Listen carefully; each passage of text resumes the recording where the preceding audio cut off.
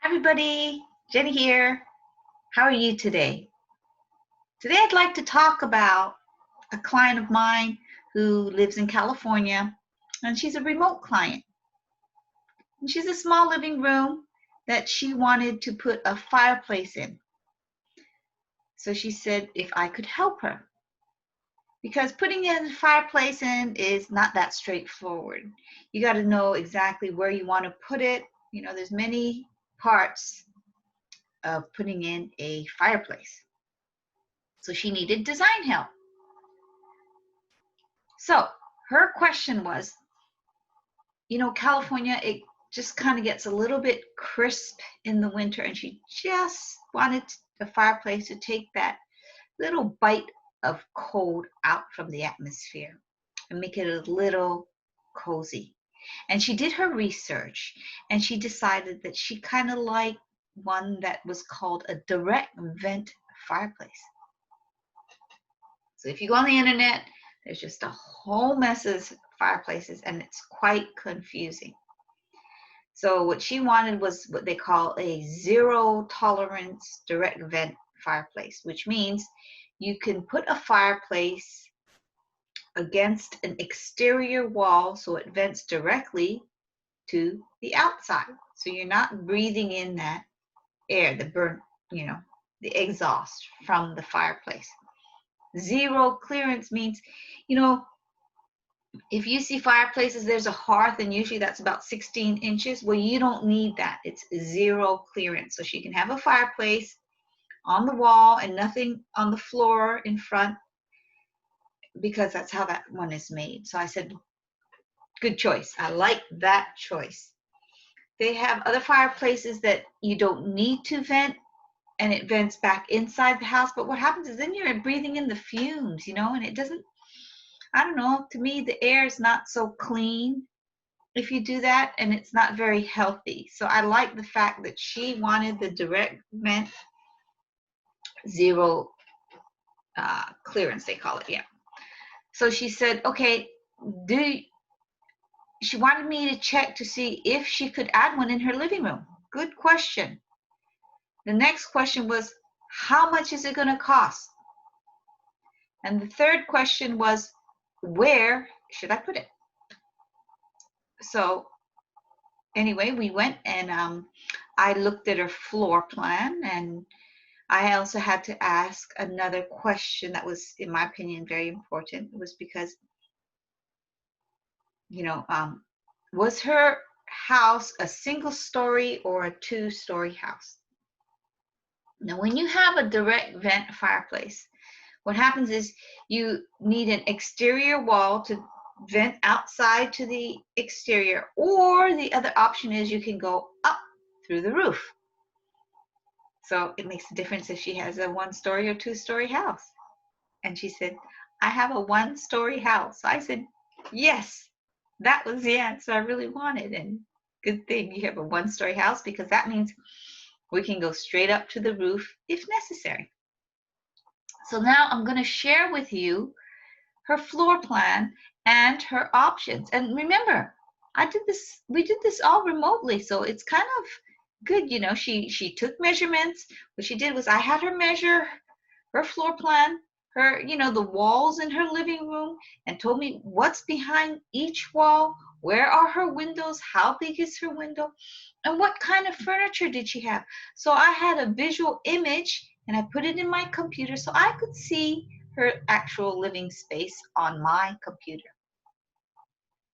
So I'm going to show that to you on my computer here. Okay, let's open it up. What do we get? Okay, this is what we get. I am going to make this, can I make it bigger? Yeah, I'll make it a little bit bigger. So there you can see. So this is her existing floor plan. And as you can see, here we go. You come in, this is the front door. You come in the front door, and here is 1, 2, 3 chairs and a coffee table, and she has this big, big cabinet here. So if you look at it, this is floor plan 2D. This is 3D. 3D is easier to see.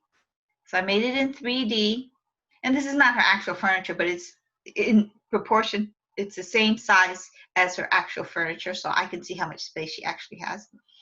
And I kind of can see how much walking space we got to keep open, and things like that you have to take into consideration.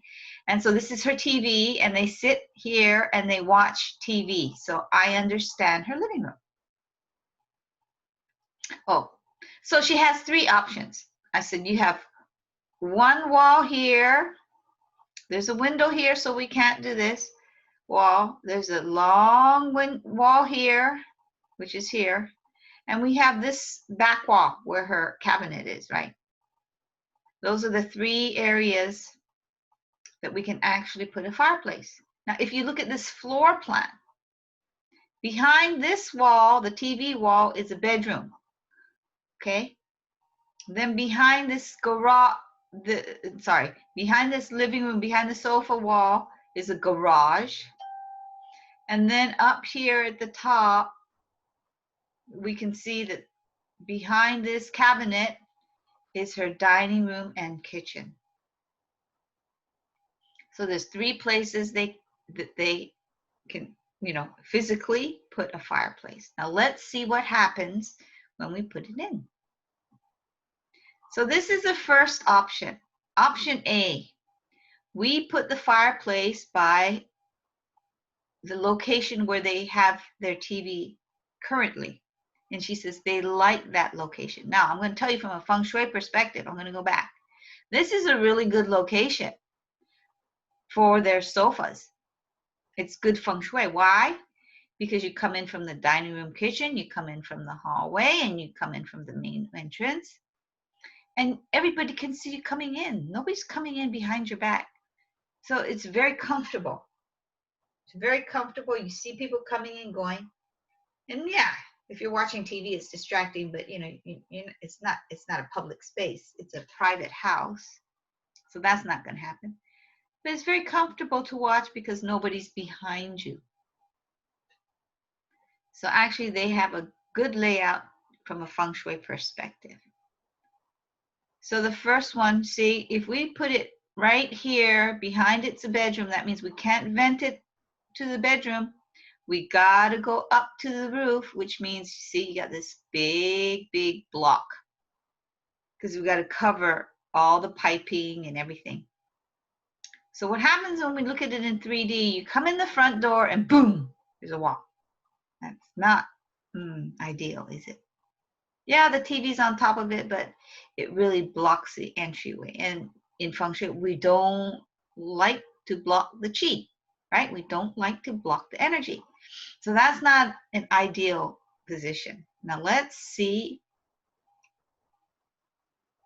This is plan B I made for her. And what is plan B? Well, we put the fireplace along her long wall. This is a typical American kind of solution, right? You put it on the main wall, and there it is, the fireplace.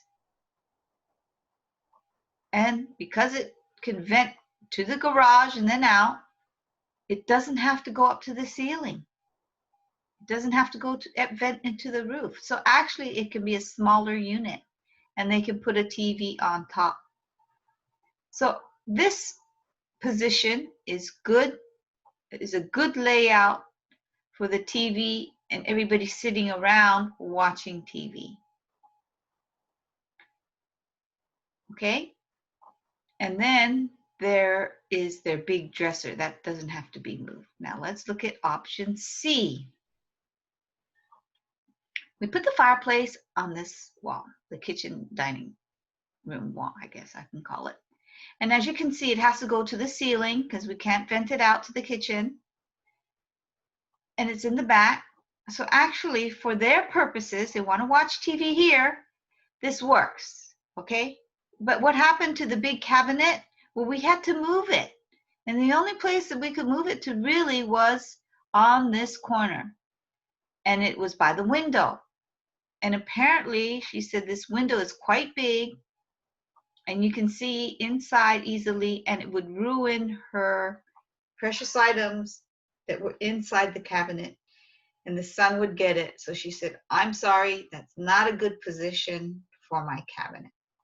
It's got to be inside the house. So the other option was to move this cabinet over here, but she said, no, it's kind of too near the fireplace. So